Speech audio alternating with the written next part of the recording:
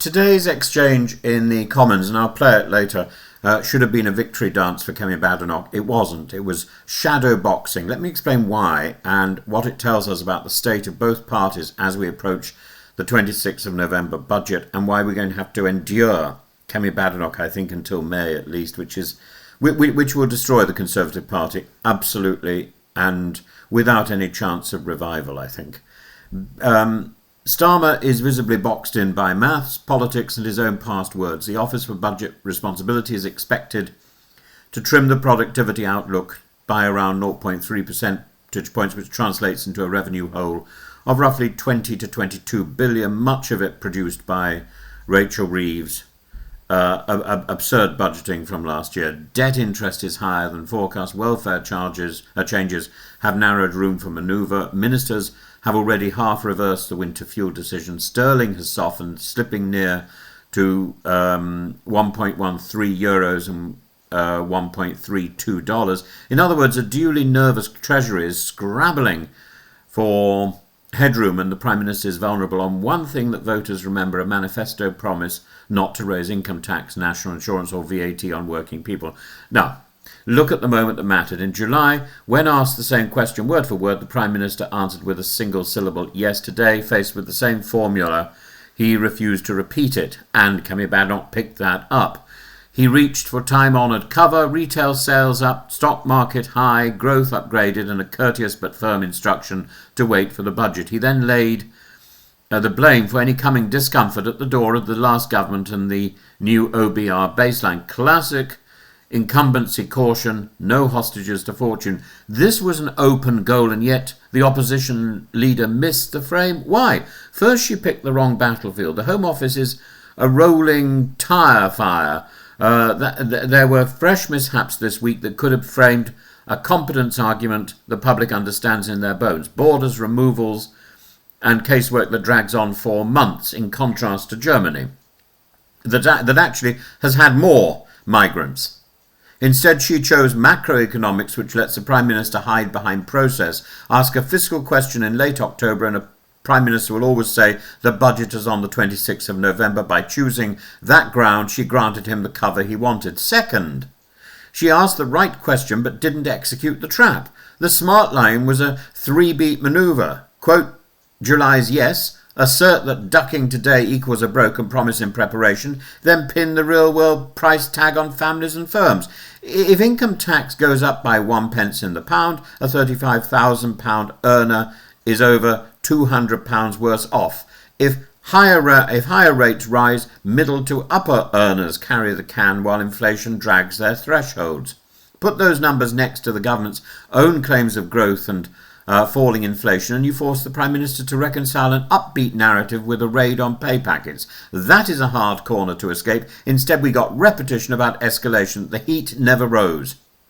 Thirdly, she left money on the table by failing to narrate the trade-offs. Voters do not feel a 0.3 percentage point long productivity downgrade. They do feel winter fuel tweaks, council tax pressures, longer waits for operations that only recently ticked down from 7.54 million to 7.41 million before nudging up again. Tie the fiscal squeeze to those concrete choices and you make the case that a tax rise is not a law of nature but a decision. She never pinned that decision to Starmer's name. Fourth, she did not prosecute the government's mixed message. The Chancellor has talked about defying doomsayers. Ministers claim the fastest G7 growth in the first half of the year, 5 rate cuts and a buoyant market. If the sunlit uplands are real, why hike the basic rate or squeeze thresholds? If the headwinds are ferocious, why the self-congratulation? The inconsistency is glaring. It was left unexploited by the leader of the opposition. Fifth, the theatrical register was off. PMQS is combat theatre, where one line becomes a bulletin clip. Badenoch's well drew noise, not clarity. The line that would have cut was colder and simpler. In July you said yes, today you will not say yes. That is the difference between a promise and a plan. Deliver it, sit down, let the silence do the work. What about Starmer? Did he escape unmarked? Absolutely not. Not entirely. He looked evasive. He shifted from an unqualified yes in July to a procedural wait and see in October. Anyone paying attention will clock that movement. But he did enough. He built a procedural wall around the budget. He used the OBR as a shield. He pointed to headline indicators. He reverted to attack on the Conservative past to drown out questions about Labour's near future. It wasn't elegant. It was effective. There was also a failure to widen the aperture. On a day when the pound was sliding and business groups were talking about hiring hesitation after last year's rise in employer national insurance, the obvious extension was to argue competence and credibility. Where is the fiscal strategy? What is off limits? What must be funded come what may? How does any tax decision interact with the pledge to cut NHS waiting lists without fresh structural reform? These are the questions that voters want answered in plain language. None were forced to the surface by this completely inadequate opposition leader. Allow me to sketch the cross-examination that would have landed. Start with the quote on the 9th of July. I asked whether you would keep your promise not to raise income tax, national insurance on VAT. You said one word yes. Today, will you give me the same one-word answer? Then the turn. If you will not, tell the House which choice you've made, a tax rise that breaks faith with working people or spending cuts that break faith with your promises on the NHS and welfare. Then the wedge. A 1 pence rise in the basic tax would take over £200 from a £35,000 earner. If this country is, as you say, growing fastest in the G7 with 5 rate cuts behind us, why is your first instinct to take more money, to take more from pay packets? If it is not your instinct, rule it out now. And finally, the competence frame. You cannot run a country on hints and leaks. Families are trying to budget. Businesses are trying to invest. So say what you mean or keep your word. Had that sequence been used, the Prime Minister would have had to choose between restating the pledge, which narrows the Chancellor's room, or owning the breach, which carries a visible political price. Instead, he stood comfortably in the gap because Badenoch doesn't know how to ask serious questions. What happens next?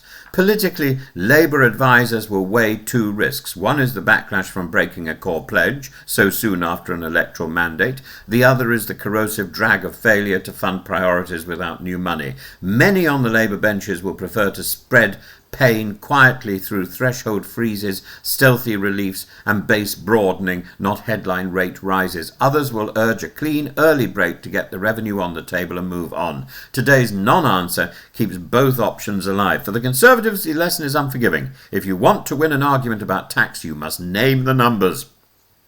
And the losers your opponent refuses to name, and you must do it in a way that chimes with lived experience. That means fewer slogans about tax, tax, tax, and more specific contrasts. Scrapping stamp duty for first-time buyers who cannot get a deposit versus hiking the basic rate for everyone who already works. It means connecting the OBR downgrade to the legacy you are accused of leaving and then breaking that accusation apart with facts on investment, business formation and unit labour costs. None of that happened because Kemi Badenoch isn't capable of constructing arguments of that complexity, of that complexity and clarity. There's a nice oxymoron.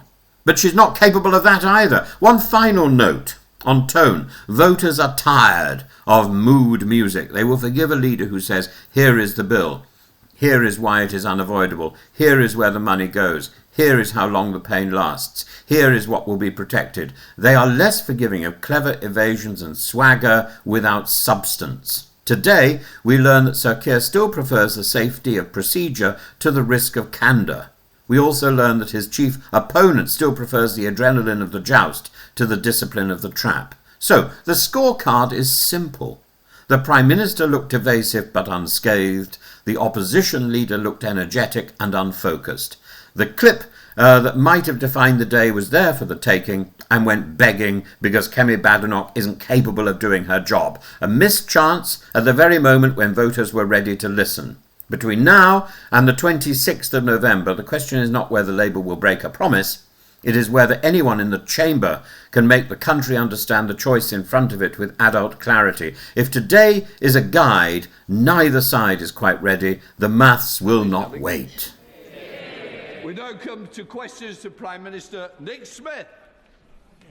Number one, please, Mr. Speaker. Prime Minister. Mr. Speaker, the scenes of destruction emerging from Jamaica are truly shocking.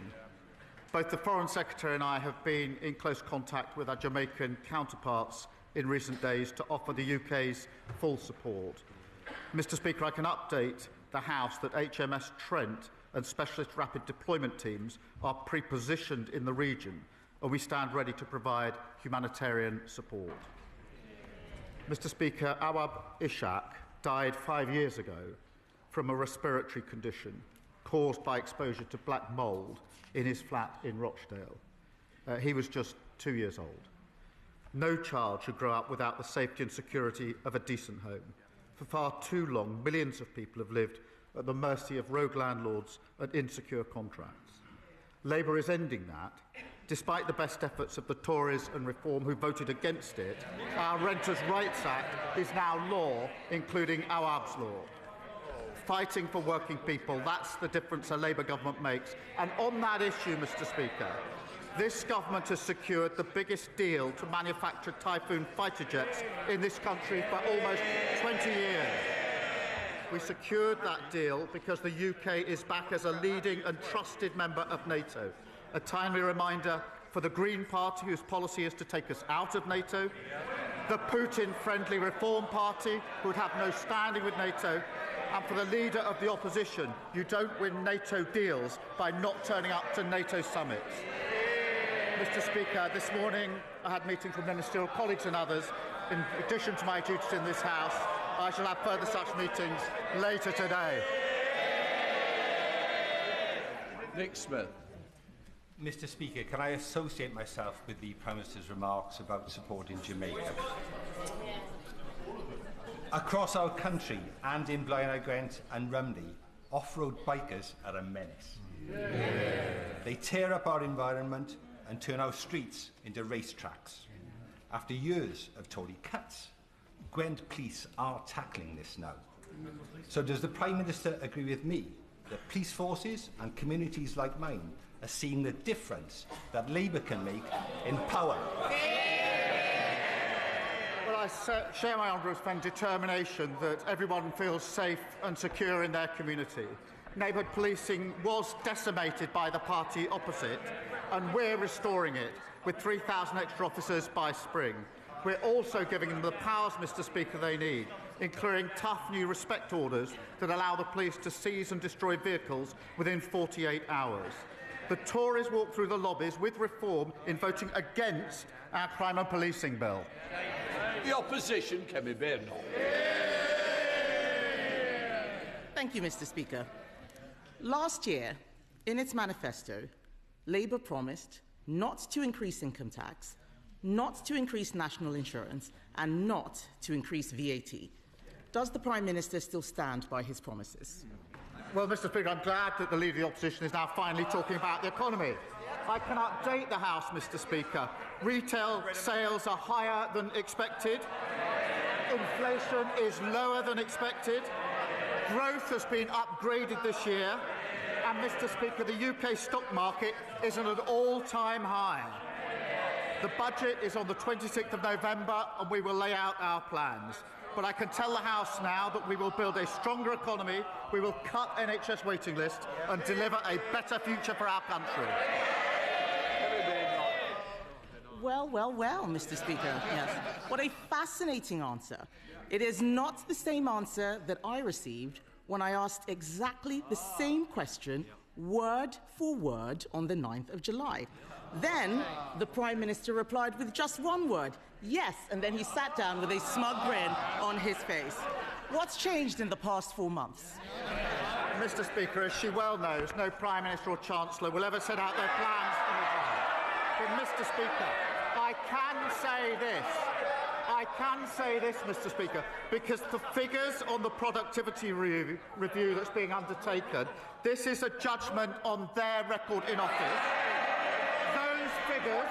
Those figures are now coming through, and they confirm that the Tories did even more damage to the economy than we previously thought. Now, we will turn that around. We've already delivered the fastest growth in the G7 in the first half of this year. 5 interest rate cuts in a row. Trade deals with the US, EU and India. They broke the economy. We're fixing it. Mr. Speaker, he says no Prime Minister or Chancellor will say these things before the budget. Has he told his Chancellor? Because she's been out there flying kites, causing constant speculation around the budget that is damaging the economy. All week, they've been briefing about tax rises. What we've heard is that he does not have a plan. So we have some ideas for him. Yes. Yesterday, they can... Yes. Mr. Speaker, it's quite clear that they need some ideas. Yes. On this side of the House, we believe in scrapping taxes on family homes. Yesterday, we voted to abolish stamp duty. They voted against it. Even the Deputy Prime Minister, or the former Deputy Prime Minister, who resigned in disgrace for not paying stamp duty, voted to keep it. So, Mr. Speaker, I will remind them, on this side of the House, we know that abolishing stamp duty is how we get young people on the housing ladder and get the economy growing. So why won't he scrap this terrible tax? Why didn't they do it then in 14 years in office? Mr. Speaker, as I said, the productivity review figures are now coming in, and they show the true extent of the damage that they did. And she asked us to take advice from them. We all know, these figures are coming out, we all know that austerity damaged the economy on their watch. The botched Brexit deal damaged the economy on their watch. Liz Truss's mini-budget damaged the economy on their watch. So we'll take no lectures or advice from them on the economy. They won't be trusted on the economy for generations to come. And, Mr. Speaker, that's why at our budget, I can be clear, there will be no return to austerity. That's what broke the country. No return to the instability of their mad borrowing spree. And we'll end the unfairness and low growth that squeeze living standards for working people. That's the path to national renewal. Badenoch. Mr. Speaker, Conservatives reduced the deficit every year until the pandemic. We more than doubled the personal allowance. We left 4 million more jobs than we found from Labour. We brought inflation down to 2%. It's nearly double. Mr. Tufnell, you're in my sights. The pantomime season has arrived, so don't start it too early. Mr. Speaker, on our record, we brought inflation down to 2%. It has doubled under him. We left him the fastest growing economy in the G7. It is no longer. The truth is, they have no ideas. We're giving them some. There is another way to get growth. It's cutting welfare spending and getting people into work. Last month, I offered to work cross-party with him to bring down welfare spending because he knows, and we know, that he'd rather dip into people's pockets than upset those people behind him. Instead of tax rises, will he work with us to find a way to cut welfare spending and get Britain working again? Mr. Speaker, she talks about their record. Let's go through it. They crashed the economy. Inflation went up to 11%. Mortgages went through the roof. Welfare spending went up £33 billion on them, and they want to give us advice. And they reduced the UK to a laughing stock. Because of our budget, Mr. Speaker, waiting lists have come down, wages are up, and other countries want to do deals with us. Just on Monday of this week, the Turkish government signed an £8 billion deal for typhoons. Earlier this year, the Norway government a £10 billion for frigates. That is because of the budget that we passed, fixing the mess that they left. Mr. Speaker, it's not because of the budget that he passed. I started that deal back in January 2024. But I welcome it. There are some things, Mr. Speaker, it's got nothing to do with their budget. We're lucky it's still happening. So I welcome the £8 billion deal that he's done with Turkey, but I will remind him that just last month, his Chancellor borrowed £20 billion. He'll have to sell a hell of a lot more jets to make up for that. And he won't rule out any tax rises. He can't cut spending. He is increasing unemployment. This man knows nothing about economic growth except how to destroy it. In his weakness, Mr. Speaker, he has caved into the unions with their regulations that will cripple businesses, costing them £5 billion every year. Yes, please do speak up, because I want every single business out there to hear Labour MPs heckling when we talk about the damage that they are doing. So I ask the Prime Minister, how on earth can he consider adding more burdens for these firms to deal with? Mr. Speaker, she's overlooked the fact that we had the highest growth in the G7 the first 6 months of this year, and that growth's just been upgraded. 3 interest rate cuts. Mr. Speaker, we're not going to take lessons from them. She's now introduced what I understand to be, I think she calls it a golden economic rule, this golden rule that she's now putting forward. Very golden. £47 billion, Mr. Speaker, of unspecified spending cuts with no detail whatsoever. Mr. Speaker, let me put that in context. That would be 85,000 fewer nurses, 234,000 fewer teachers, or cutting every police officer in the country twice over. No wonder the Institute for Government said she's on shaky foundations. That's exactly what caused the problem in the first place. Mr. Speaker, the fact that he has to stand there and make stuff up just shows what kind of Prime Minister he is. We had an itemised list. We had an itemised list of 47 billion. 23 billion was on welfare spending, which I asked him to work with us to cut. He refuses to do so. All he knows how to do is tax, tax, tax. If you work, they tax you more. If you save, they tax you more. If you buy a home, they tax you more. None of these taxes were in the manifesto, which he had 4 years to prepare.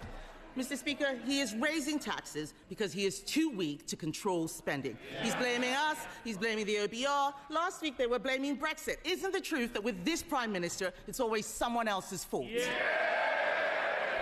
They were kicked out of office because they broke the economy. They won't be trusted for years to come.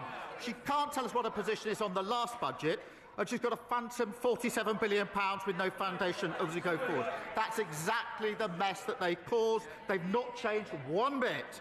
Meanwhile, we're fixing their mess. 5 million extra NHS appointments, 5 interest rate cuts, growth and wages up. That's a change the Labour government makes. Jeff Smith. Thank you, Mr. Speaker. As Palestinians try and rebuild their lives amid the rubble of Gaza, last night, once again, dozens of innocent people were killed by Israeli airstrikes. What will the UK do, along with our international partners, to hold the Netanyahu government to account for its actions? And what more can we do to ensure that aid gets in, as the IDF blocks aid in breach of both the peace agreement and international law? Well, I thank him for raising this, and I'm deeply concerned, Mr. Speaker, by the strikes, and that underlines the fragility of the ceasefire deal. All sides need to uphold President Trump's peace plan. It is the only route to long-term peace for Israelis and Palestinians. We are, of course, in close touch with the US and regional allies, pushing for de-escalation. Mr. Speaker, the scale of destruction in Gaza is unimaginable. The immediate priority remains getting aid in at the speed and the volume needed. Thank you. We come to the Leader of the Liberal Democrats, Sir Ed Davey. Thank you, Mr. Speaker. And can I associate myself with what the Prime Minister said about Jamaica and indeed all those islands and countries affected by Hurricane Melissa? Our thoughts and prayers are with all those affected. And I'm sure the whole House will want to join me in paying tribute to Prunella Scales, Mr. Speaker. I suspect I'm not the only member of the House with a Fawlty Towers DVD box set. She will be greatly missed. Mr. Speaker, across Europe, in countries like Poland, Germany and France, we've seen evidence of dangerous Russian interference in their politics. Last month, the former leader of a major party in Wales pleaded guilty to taking bribes to make pro-Russian statements. The evidence shows Nathan Gill was a close confidant of the current Reform Party leader for years. So does the Prime Minister agree with me that it's time we had an in-depth investigation into Russian meddling and money in British politics? Joining his comments on Prunell Scales, and on this question of Russian interference, it is a serious problem in countries across Europe, including in our country, where it's a constant threat. Mr. Speaker, for NATO allies, the conflict in Ukraine and dealing with Russian aggression is the #1 issue. And that is why I have to say the Reform Party would be an absolute disaster for our defence. We are a trusted member of NATO. We wouldn't be a trusted member if we were Putin friendly. We are leading the coalition of the willing, giving security and comfort to 30 other countries that will collapse under reform because they're Putin friendly, and it'd be a real threat to our defence and our security. Sir Ed Davey. Mr. Speaker, I'm grateful for the Prime Minister's reply, and I agree with him on Ukraine, but I do hope he will look at an investigation into this Russian interference in our politics. Mr. Speaker, last week I questioned how he can accept the damage of Brexit while refusing to do anything meaningful about it. The damage is clear, with the Financial Times reporting that lower productivity growth alone has blown a £20 billion black hole in the public finances, just part of the Brexit black hole that Conservatives and Reform will not apologise for. Last week, he rejected my plan for a new customs union. So can I ask him what action he will take to change the Brexit deal, or is he just planning to complain about it? Well, he must have overlooked the fact that there was a UK-EU summit earlier this year in which there were 10 strands to the change that we've already agreed in relation to relationship with the EU, including closer trading relationships, including closer work on defence and security, and that is an iterative process that we will continue into next year. But he's absolutely right about the botched deal of the last government, the damage that's done to our economy, and we're just seeing some of the figures coming through in relation to that. That's one of the reasons, or one of the factors behind the way they crashed the economy. Jonathan Brash. Thank you, Mr. Speaker. Football is a game based on fairness, yet brilliant clubs that unite communities every week, like Hartlepool, are being held back by a fundamental unfairness. The 3 Up campaign, backed by 72 National League clubs, including Hartlepool United, and championed by Hartlepool legend Jeff Stelling, seeks to grant a 3rd promotion place from the National League to League 2. This simple change will be transformational for these historic clubs, many of which are over a century old. Now, while I accept Arsenal may never directly benefit from such a change, does the Prime Minister agree that this campaign to put football first would help the new football regulator protect club heritage, ensure stability and put fairness and fans back at the heart of our game? Well, can I start by wishing Hartlepool United the best for this season? He will appreciate the structure of the leagues is a matter for leagues themselves, but I do commend his campaign and everything that he's putting behind it. I also want to pay tribute to the staff, the fans and the players at Sheffield Wednesday at this difficult time. Mr. Speaker, we've delivered the independent football regulator to stand up for fans and make sure clubs have fit and proper owners. The party opposite used to support that, but now they oppose it. Gavin Robinson. Mr. Speaker, the Prime Minister has a deep understanding of policing in Northern Ireland and the importance of it. He knows about the ongoing national security threat. Indeed, he knows about the additional costs of dealing with the legacy of our past. And he knows that the PSNI has been underfunded. He knows that the Northern Ireland Executive have rightly brought forward a stability programme for them. He knows that they are under strength, because New Decade, New Approach in 2020 suggested there should be 7,500 police officers in Northern Ireland. Today there are 6,200. But does he know that the Treasury did not look favourably upon a request to draw upon the reserves for a data breach cost of £120 million? Does he recognise that in Treasury terms that incident was unpredictable, it was unforeseeable, it's unaffordable? It matches the criteria that the Treasury have. To set aside that money in a year would be 10% of the overall PSNI budget. It is not affordable. Can I ask him, in engagement with the Chancellor, to think about this issue again and to ensure that our police service of Northern Ireland and the national security threat that they face is not hampered by in-year financial rules? Well, can I thank him for raising this important issue, and I know it is of real concern to him. Can I reassure him that I am in regular contact with the Chief Constable, John Boucher, and the PSNI on this very issue, as he would expect. As he's aware, we provided a record settlement for the Executive, £19.3 billion per year on average. We also invested £113 million in additional security funding for the PSNI to help address specific security challenges. Now, whilst it's for the Executive to set the PSNI budget, I want to reassure him that our commitment is to keeping people safe in Northern Ireland.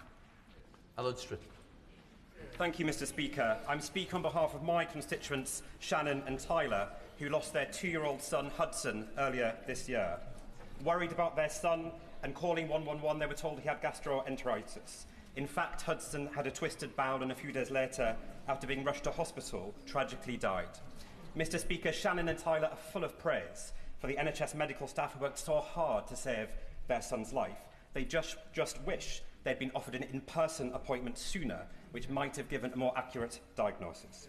They want Hudson's legacy to be better access to face-to-face NHS appointments for children under 5, so other families don't face this tragic situation, and their online petition on this matter has gained over 80,000 signatures. Will the Prime Minister join me in sending the best wishes of this House to Hudson's family? And will he ensure they meet a health minister to discuss their courageous campaign? Well, can I thank him for raising this tragic case? And I'm sure I speak for the whole House in saying we send our sympathies and thoughts to Hudson's parents, Shannon and Tyler. And I'll make sure that they get the meeting that he's asking for. This is exactly why we're working to improve access to face-to-face appointments for those that want one. And to enable that, we've delivered the largest cash uplift for GPs in a decade, put over 2,500 GPs into general practice, and we're upgrading 1,000 surgeries to deliver 8 million more appointments. James McMurdo. Thank you, Mr. Speaker. Mr. Speaker, earlier this week, I got to see the very best and some of the worst of our National Health Service. When my own daughter needed them, they were there. But when an 89-year-old gentleman in the restaurant I was eating in collapsed, it took over an hour and 15 minutes between my first call and the arrival of 2 exhausted paramedics. Basildon Hospital has just been downgraded to inadequate in the latest Care Quality Commission. Can I please invite the Secretary of State for Health and Social Care, or the Prime Minister herself if he has time in his schedule, to come and visit Basildon with me so we can both thank them for the exceptional work they do, but also get to grips with the problems they're facing.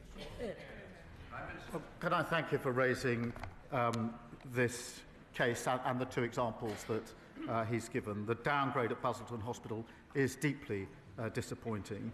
The Care Quality Commission has set out immediate actions for the Trust leaders to deliver improvements. Our decisions in government have seen £26 billion boost for our NHS, helping deliver over 5 million extra appointments. I would gently point out that he was elected representing a reform party that would dismantle our NHS and charge people to see their doctor. Thank you, Mr. Speaker. Reform say they stand up for the working class, but the truth is they never have. No. They voted to block the Employment Rights Bill again and again. So does the Prime Minister agree that it's only this government on the side of working people? It's Labour creating tens of thousands of jobs, like with our deal with Turkey. It's Labour getting rid of 0 hours contracts, and it's Labour protecting workers from unfair dismissal from day one.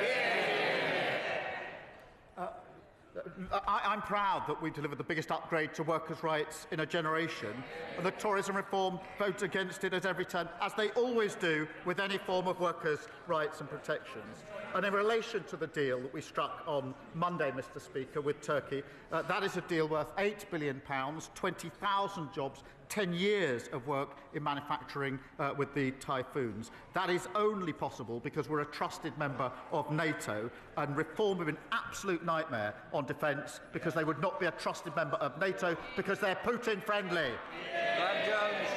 Thank you very much, Mr. Speaker. Targets for cancer patients beginning treatment within 62 days hasn't been met by any NHS trust for 10 years, a legacy of the last Conservative government.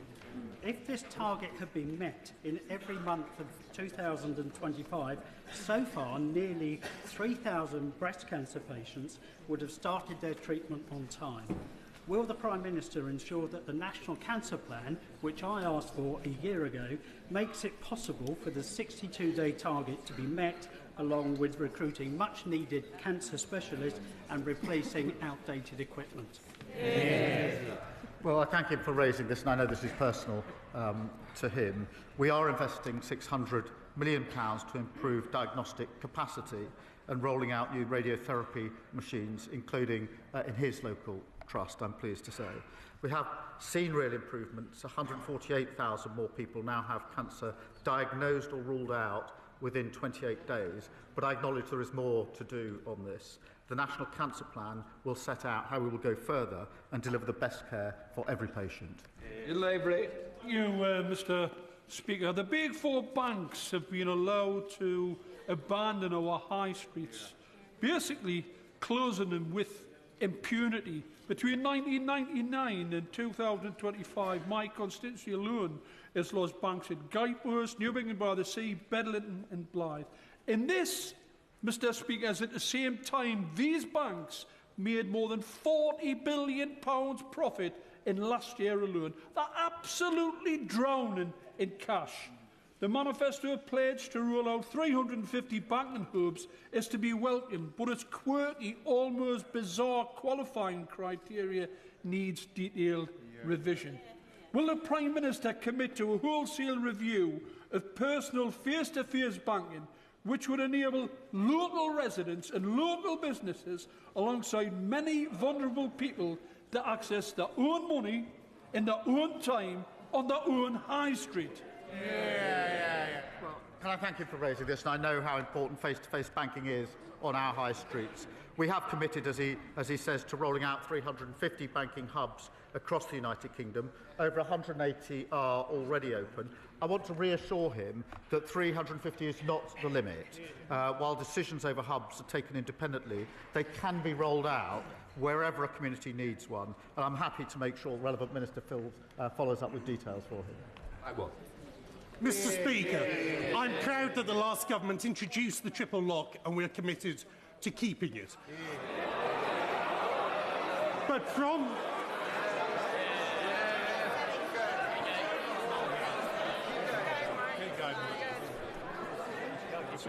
The problem is, one or two you're trying to catch my eye. If we don't get through, you won't get a chance, might we?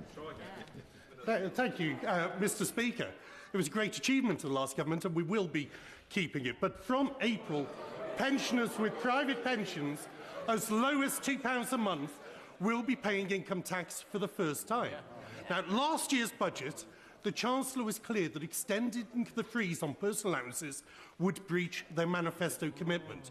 So will the Prime Minister prove the media speculation wrong, keep his promise and guarantee that there will be no extension to the freeze on personal allowances? The freeze was introduced by them. That's why it's coming in next year.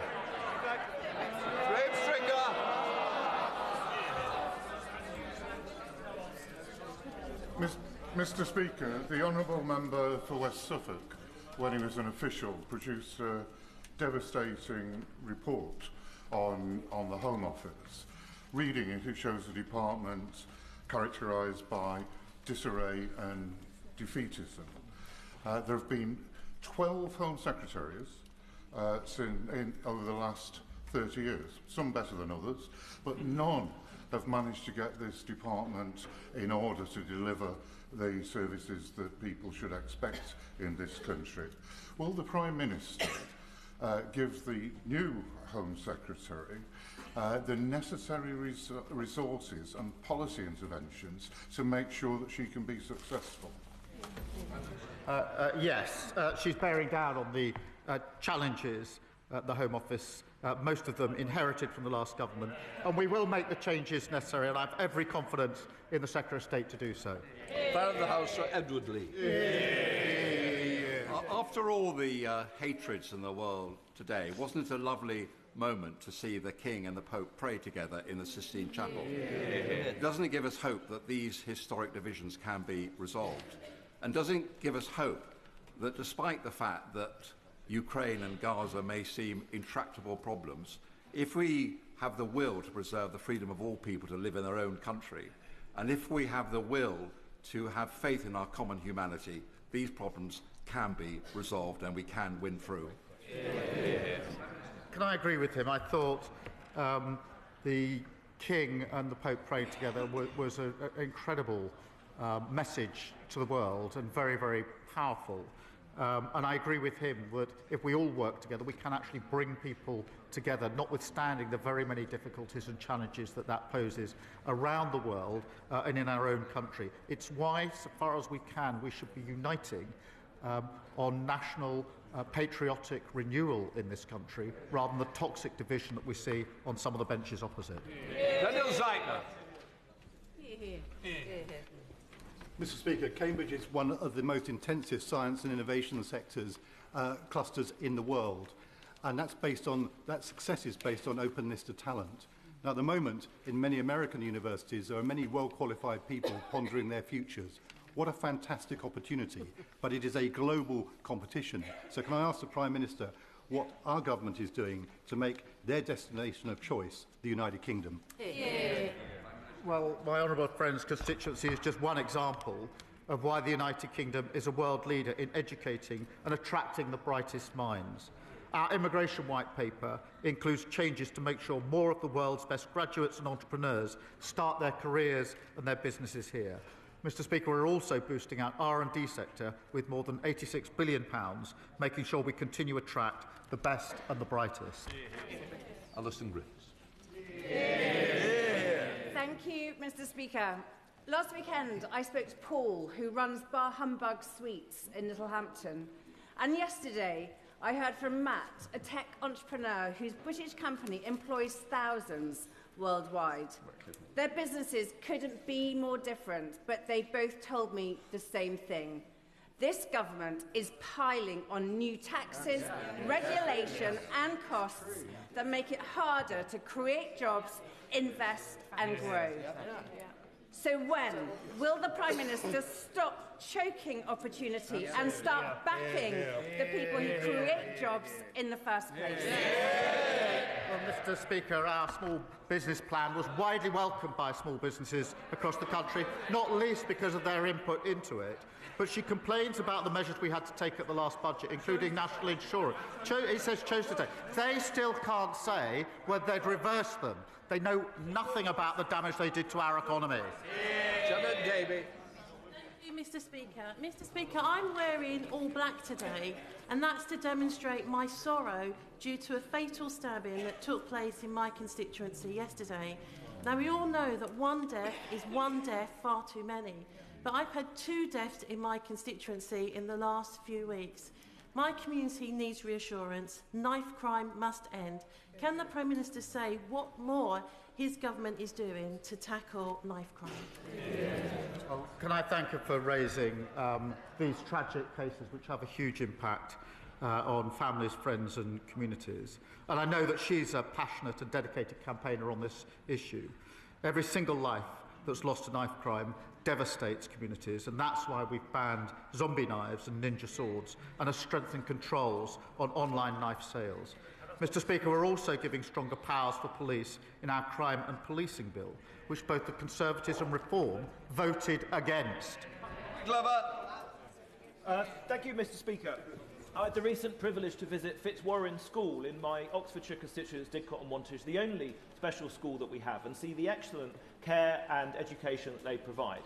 Given the urgent need for more funding for additional special schools and to enable special schools to spread their expertise to mainstream schools, what does the Prime Minister say to parents and education workers who are desperately worried by his government's decision announced last week to delay SEND reforms? Well, I'm grateful for him raising this, and I think the broken SEND system is the issue that's been raised with me more frequently than any other issue at Prime Minister's questions. That's why we do need to review it. It's not working for any of those involved, particularly children and parents. It is important that we get it right, and insofar as we can, that we get a consensus about how we go forward, and that's what we're attempting to do. Mr. Speaker, a 4th patient has entered the glioblastoma drug trial set up in memory of my late sister. Today, we are joined by Ben Trotman, a patient of a similar trial in 2022, funded by the John Moulton Foundation. Since then, Ben has married Emily, and in March they welcomed beautiful baby Mabel. Can I ask the Prime Minister when the National Institute for Health Research will spend the 40 million given in 2017 for trials on brain tumours? Or will glioblastoma patients always rely on the grief-stricken or philanthropist for life and hope? Well, Mr. Speaker, can I begin by paying tribute to her sister Margaret, who was a guiding figure in the Labour Party, and the powerful legacy that she left in helping us to tackle brain cancer. We are determined to improve cancer survival rates and hit all NHS waiting times in relation to cancer, so no patient waits longer than they should. And that's why we're investing £1.5 billion in new surgical hubs and diagnostic scanners to help deliver over 30,000 more procedures and over 1.2 million diagnostic tests. Final question, Caroline. Mr. Speaker, I recently met around 20 independent local traders in Totnes who are furious that the last bank in town will close in January and that Link have refused to consider a banking hub. My businesses and constituents, 1,100 of whom have signed a petition, deserve better. Now, the Prime Minister has just told the member for Blyth and Ashington that a banking hub can be rolled out wherever a community needs one. So will he now back my campaign, ask his ministers to write to Link and instruct them to grant a banking hub to Totnes and to review the eligibility of rural towns for such hubs so that we can keep our vital high streets alive? Can I thank her for raising this, and she'll have heard the answer I gave just a few moments ago.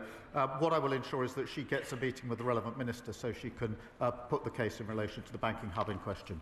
That completes questions. We'll let the front bench change over.